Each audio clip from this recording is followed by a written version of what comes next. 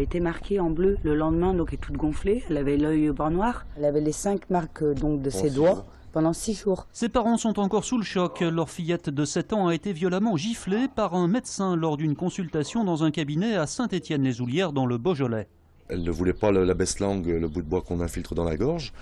Elle a refusé et le médecin, lui, par contre, n'a pas supporté du tout, était très énervé sur l'action et l'a obligée à avoir le bâton, l'a maltraitée en la replaçant par la main, la soulevant de son corps sur le siège médical. J'ai vu ma fille pleurer, commencer à avoir des marques. Et chose qu'on a su après, qu'elle avait mis donc 4 claques à ma fille dans le dos de sa mère quand elle venait me chercher. L'histoire remonte à 2 semaines. Depuis, les parents ont décidé de porter plainte et de médiatiser l'affaire. Contacté, le médecin n'a pas souhaité s'exprimer, mais reconnaît les faits et les met sur le compte d'une surcharge de travail. Même débordé, on tape pas d'enfant. Moi, j'en arrive pas là. Ils me mettent des fois à bout, mes enfants. C'est pas pour ça que je les tape. Poursuivi pour violence sur mineur, le médecin comparaîtra en janvier prochain. Ça permet de bien fusionner les images du scanner et de la médecine nucléaire, donc du PET scan, pour vraiment repérer de manière précise où se trouvent les lésions. Lyon se dote d'un des plus grands services de médecine nucléaire en France. Il regroupe des équipes de l'hôpital Édouard Herriot et du centre Léon Bérard sur un seul service baptisé Lumen. Avec un plateau technique exceptionnel composé de 2 PET scans et de gamma caméras, on peut notamment traquer les plus petites tumeurs cancéreuses. Autant en radiologie, on va être plutôt sur, je dirais, de la photographie, de l'instantané, autant sur la médecine nucléaire, on va plutôt regarder l'organisme en mouvement et en tirer des conclusions sur son fonctionnement. Le fait d'avoir l'information métabolique nous permet de savoir de façon relativement précoce si le traitement est efficace, s'il ne l'est pas suffisamment, et donc de réorienter, le cas échéant, le traitement. Au total, 9 millions d'euros ont été investis dans ce nouveau centre Lumen, installé sur 1000 m² au centre Léon Bérard. L'image du jour, c'est Gérard Collomb pris en photo aux côtés d'opposants au mariage gay dimanche. Sur ce cliché, le maire de Lyon pose aux côtés d'une famille vêtue de sweatshirt reprenant le logo de la Manif pour tous. Mais Gérard Collomb a coupé court à toute polémique. Il dénonce une manipulation sur Twitter. J'accepte, dit-il, d'être pris en photo avec ceux qu'il demande. Détourner les clichés à des fins partisanes relève de la manipulation. Favoriser l'accession à la propriété, c'est ce que nous appelons le plan 3A, accession à prix abordable. Il en est fier, Gérard Collomb, de son dispositif. Le président du Grand Lyon a officiellement présenté aujourd'hui son plan d'aide à la propriété. Un plan qui prévoit une prime de 3 à 4 000 euros et qui est destiné avant tout aux classes moyennes primo-accédantes.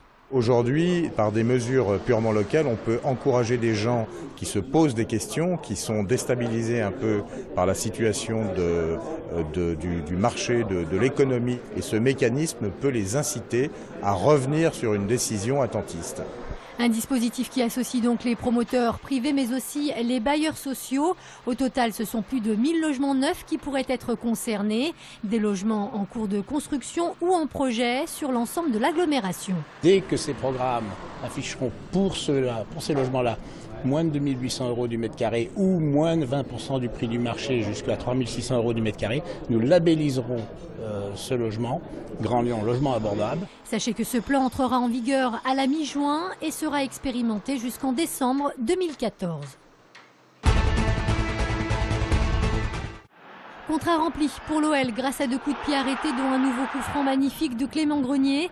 Lyon a disposé de Rennes hier soir à Gerland 2-0 et termine donc à la 3e place de Ligue 1, synonyme de Ligue des Champions. On a affiché, je pense, une assez bonne qualité de jeu tout au long de l'année qui nous a permis d'accrocher cette 3e place qui était promise à beaucoup d'autres équipes et pas à nous. Il y a eu des hauts et des bas et au bout du compte, je crois qu'on mérite quand même d'être sur le podium parce que durant toute la saison, on l'a été. Donc voilà, je crois que ce soir, c'est un petit soulagement. Oui. Et comme à chaque fois en cette période, vient le temps des interrogations. Qui part, qui reste? Si Bafé Gomis s'est montré plutôt clair. J'ai toujours dit que je voulais rester et je suis resté. Donc je vous le redis, je resterai et je me battrai pour gagner ma place. Les sorties en cours de match d'Anthony Réveillère et de Lisandro Lopez ressemblaient, elles, fortement à des adieux. Évidemment, j'ai vu que Lisandro était très ému, il va falloir discuter, mais on va tout faire pour le convaincre de rester avec nous encore dans le futur. Mais il fait partie évidemment des joueurs qui sont susceptibles de partir. On verra ça.